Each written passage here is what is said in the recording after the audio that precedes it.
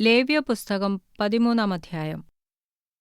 യഹോവ പിന്നെയും മോശെയോടും അഹരോനോടും അരുളിച്ചെയ്തതെന്തെന്നാൽ, ഒരു മനുഷ്യന്റെ ത്വക്കിന്മേൽ തിണർപ്പോ ചുണങ്ങോ വെളുത്ത പുള്ളിയോ ഇങ്ങനെ കുഷ്ഠത്തിന്റെ വടു കണ്ടാൽ അവനെ പുരോഹിതനായ അഹരോന്റെ അടുക്കലോ പുരോഹിതന്മാരായ അവന്റെ പുത്രന്മാരിൽ ഒരുത്തന്റെ അടുക്കലോ കൊണ്ടുവരേണം. പുരോഹിതൻ ത്വക്കിന്മേൽ ഉള്ള വടു നോക്കേണം.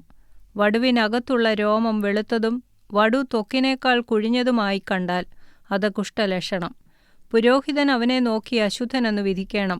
അവന്റെ ത്വക്കിന്മേൽ പുള്ളി വെളുത്തതും ത്വക്കിനേക്കാളും കുഴിഞ്ഞിരിക്കാത്തതും അതിനകത്തുള്ള രോമം വെളുത്തിരിക്കാത്തതുമായി കണ്ടാൽ പുരോഹിതൻ ആ ലക്ഷണമുള്ളവനെ 7 ദിവസത്തേക്ക് അകത്താക്കി അടയ്ക്കണം.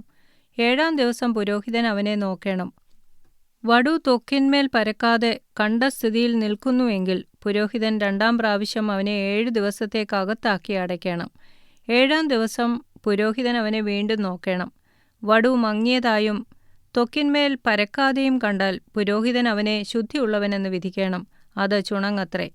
അവൻ വസ്ത്രമലക്കി ശുദ്ധിയുള്ളവനായിരിക്കണം. അവൻ ശുദ്ധീകരണത്തിനായി തന്നെത്താൻ പുരോഹിതനെ കാണിച്ച ശേഷം ചുണങ്ങ് ത്വക്കിന്മേൽ അധികമായി പരന്നാൽ അവൻ പിന്നെയും തന്നെത്താൻ പുരോഹിതനെ കാണിക്കണം. ചുണങ്ങ് ത്വക്കിന്മേൽ പരക്കുന്നു എന്ന് പുരോഹിതൻ കണ്ടാൽ പുരോഹിതൻ അവനെ അശുദ്ധനെന്ന് വിധിക്കണം. അത് കുഷ്ഠം തന്നെ. കുഷ്ഠത്തിന്റെ ലക്ഷണം ഒരു മനുഷ്യനിൽ ഉണ്ടായാൽ അവനെ പുരോഹിതന്റെ അടുക്കൽ കൊണ്ടുവരേണം. പുരോഹിതൻ അവനെ നോക്കേണം. ത്വക്കിന്മേൽ വെളുത്ത തിണർപ്പുണ്ടായിരിക്കുകയും അതിലെ രോമം വെളുത്തിരിക്കുകയും തിണർപ്പിൽ പച്ച മാംസത്തിന്റെ ലക്ഷണമുണ്ടായിരിക്കുകയും ചെയ്താൽ അതവന്റെ ത്വക്കിൽ പഴകിയ കുഷ്ഠമാകുന്നു. പുരോഹിതൻ അവനെ അശുദ്ധനെന്ന് വിധിക്കണം. അവൻ അശുദ്ധനാകൊണ്ട് അവനെ അകത്താക്കി അടയ്ക്കരുത്. കുഷ്ഠം ത്വക്കിൽ അധികമായി പരന്ന് രോഗിയുടെ തല തൊട്ട് കാൽ വരെ പുരോഹിതൻ കാണുന്നിടത്തൊക്കെയും വടു ത്വക്കിൽ ആസകലം മൂടിയിരിക്കുന്നുവെങ്കിൽ പുരോഹിതൻ നോക്കണം. കുഷ്ഠം അവന്റെ ദേഹത്തെ മുഴുവനും മൂടിയിരുന്നാൽ അവൻ വടുവുള്ളവനെ ശുദ്ധിയുള്ളവനെന്ന് വിധിക്കണം. ആസകലം വെള്ളയായി തീർന്ന് അവൻ ശുദ്ധിയുള്ളവനാകുന്നു. എന്നാൽ പച്ചമാംസം അവനിൽ കണ്ടാൽ അവൻ അശുദ്ധൻ. പുരോഹിതൻ പച്ചമാംസം നോക്കി അവനെ അശുദ്ധനെന്ന് വിധിക്കണം. പച്ചമാംസം അശുദ്ധം, അത് കുഷ്ഠം തന്നെ. എന്നാൽ പച്ചമാംസം മാറി വെള്ളയായി തീർന്നാൽ അവൻ പുരോഹിതന്റെ അടുക്കൽ വരേണം. പുരോഹിതൻ അവനെ നോക്കണം. വടു വെള്ളയായി തീർന്നുവെങ്കിൽ പുരോഹിതൻ വടുവുള്ളവനെ ശുദ്ധിയുള്ളവനെന്ന് വിധിക്കണം. അവൻ ശുദ്ധിയുള്ളവൻ തന്നെ. ദേഹത്തിന്റെ ത്വക്കിൽ പരുവുണ്ടായിരുന്നിട്ട് സൗഖ്യമായ ശേഷം പരുവിന്റെ സ്ഥലത്ത് വെളുത്ത തിണർപ്പോ ചുവപ്പോടുകൂടിയ വെളുത്ത പുള്ളിയോ ഉണ്ടായാൽ അത് പുരോഹിതനെ കാണിക്കണം. പുരോഹിതൻ അത് നോക്കണം. അത് ത്വക്കിനേക്കാൾ കുഴിഞ്ഞതും അതിലെ രോമം വെളുത്തതുമായി കണ്ടാൽ പുരോഹിതൻ അവനെ അശുദ്ധനെന്ന് വിധിക്കണം. അത് പരുവിൽ നിന്നുണ്ടായ കുഷ്ഠരോഗം. എന്നാൽ പുരോഹിതൻ അത് നോക്കി അതിൽ വെളുത്ത രോമം ഇല്ലാതെയും അത് ത്വക്കിനേക്കാൾ കുഴിഞ്ഞിരിക്കാതെയും നിറം മങ്ങിയും കണ്ടാൽ പുരോഹിതൻ അവനെ 7 ദിവസത്തേക്ക് അകത്താക്കി അടയ്ക്കണം. അത് ത്വക്കിന്മേൽ അധികം പരന്നാൽ പുരോഹിതൻ അവനെ അശുദ്ധനെന്ന് വിധിക്കണം. അത് കുഷ്ഠലക്ഷണം തന്നെ.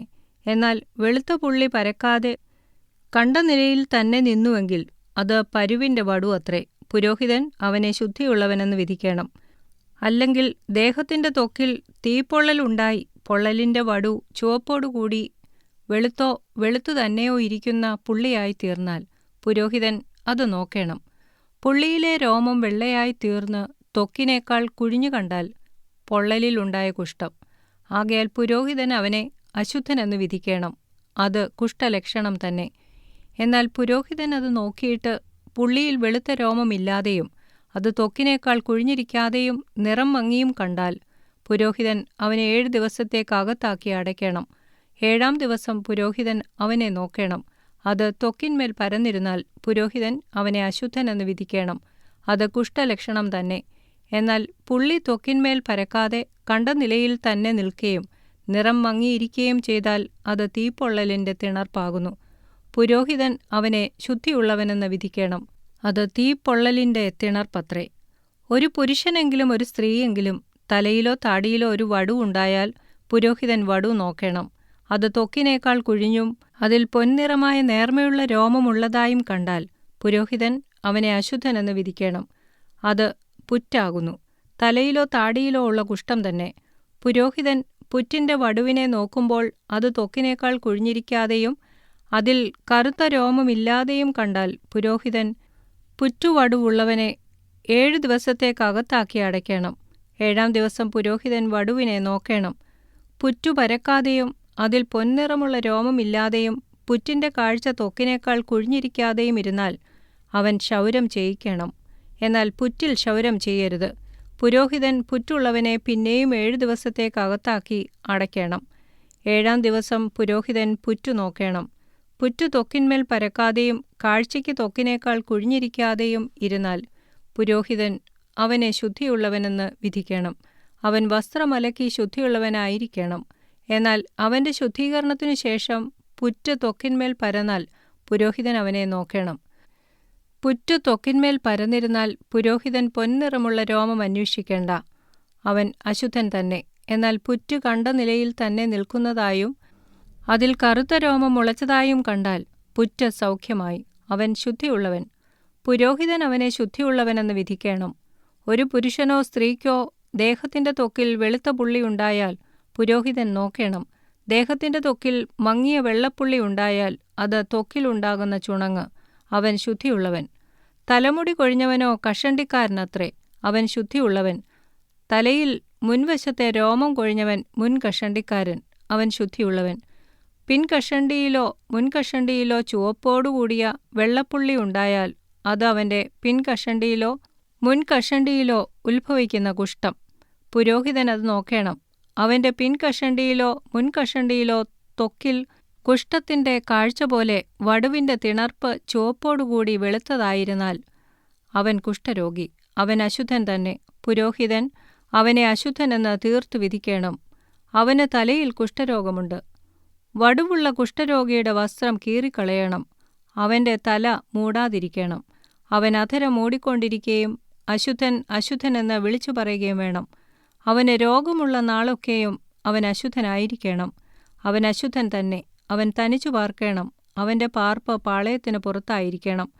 ആട്ടുരോമ വസ്ത്രമോ ചണവസ്ത്രമോ ആയ ഏതു വസ്ത്രത്തിലെങ്കിലും ചണം കൊണ്ടോ ആട്ടുരോമം കൊണ്ടോ ഉള്ള പാവിൽ എങ്കിലും ഊടയിലെങ്കിലും തോലിലെങ്കിലും തോൽ കൊണ്ടുണ്ടാക്കിയ യാതൊരു സാധനത്തിലെങ്കിലും കുഷ്ഠത്തിന്റെ വടുവുണ്ടായി വസ്ത്രത്തിലെങ്കിലും തോലിലെങ്കിലും പാവിലെങ്കിലും ഊടയിലെങ്കിലും തോൽ കൊണ്ടുള്ള യാതൊരു സാധനത്തിലെങ്കിലും വടു ഇളം പച്ചയോ ഇളം ചുവപ്പോ ആയിരുന്നാൽ അത് കുഷ്ഠലക്ഷണമാകുന്നു. അത് പുരോഹിതനെ കാണിക്കണം. പുരോഹിതൻ വടു നോക്കി വടുവുള്ളതിനെ 7 ദിവസത്തേക്ക് അകത്തിട്ട് അടയ്ക്കണം. അവൻ 7-ാം ദിവസം വടുവിനെ നോക്കേണം. വസ്ത്രത്തിലോ പാവിലോ ഊടയിലോ തോലിലോ തോൽ കൊണ്ടുണ്ടാക്കിയ യാതൊരു പണിയിലോ വടു പരന്നിരുന്നാൽ ആ വടു കഠിനകുഷ്ഠം, അത് അശുദ്ധമാകുന്നു. വടുവുള്ള സാധനം ആട്ടിൻ രോമം കൊണ്ടോ ചണം കൊണ്ടോ ഉള്ള വസ്ത്രമോ പാവോ ഊടയോ തോൽ കൊണ്ടുള്ള എന്തെങ്കിലുമോ ആയിരുന്നാലും അത് ചുട്ടുകളയണം. അത് കഠിനകുഷ്ഠം, അത് തീയിലിട്ട് ചുട്ടുകളയണം. എന്നാൽ പുരോഹിതൻ നോക്കേണം. വടു വസ്ത്രത്തിലോ പാവിലോ ഊടയിലോ തോൽ കൊണ്ടുള്ള യാതൊരു സാധനത്തിലോ പരന്നിട്ടില്ല എങ്കിൽ പുരോഹിതൻ വടുവുള്ള സാധനം കഴുകുവാൻ കൽപ്പിക്കണം. അത് പിന്നെയും 7 ദിവസത്തേക്ക് അകത്തിട്ട് അടയ്ക്കണം. കഴുകിയ ശേഷം പുരോഹിതൻ വടു നോക്കണം.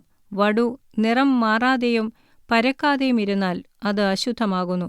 അത് തീയിലിട്ട് ചുട്ടുകളയണം. അത് അതിന്റെ അകത്തോ പുറത്തോ തിന്നെടുക്കുന്ന വ്രണം. പിന്നെ പുരോഹിതൻ നോക്കേണം. കഴുകിയ ശേഷം വടുവിന്റെ നിറം മങ്ങിയെങ്കിൽ അവൻ അതിനെ വസ്ത്രത്തിൽ നിന്നോ തോലിൽ നിന്നോ പാവിൽ നിന്നോ ഊടയിൽ നിന്നോ കീറിക്കളയണം.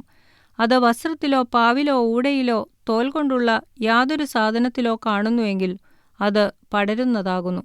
വടുവുള്ളത് തീയിലിട്ട് ചുട്ടുകളയണം. എന്നാൽ വസ്ത്രമോ പാവോ ഊടയോ തോൽ കൊണ്ടുള്ള യാതൊരു സാധനമോ കഴുകിയ ശേഷം വടു അവയിൽ നിന്ന് നീങ്ങിപ്പോയി എങ്കിൽ അതിനെ 2-ാം പ്രാവശ്യം കഴുകണം. അപ്പോൾ അത് ശുദ്ധമാകും. ആട്ടുരോമമോ ചണമോ കൊണ്ടുള്ള വസ്ത്രത്തിലെങ്കിലും പാവിലെങ്കിലും ഊടയിലെങ്കിലും തോൽ കൊണ്ടുള്ള യാതൊന്നിലെങ്കിലും ഉള്ള കുഷ്ഠത്തിന്റെ വടുവിനെക്കുറിച്ച് അത് ശുദ്ധമെന്നോ അശുദ്ധമെന്നോ വിധിപ്പാനുള്ള പ്രമാണം ഇതുതന്നെ.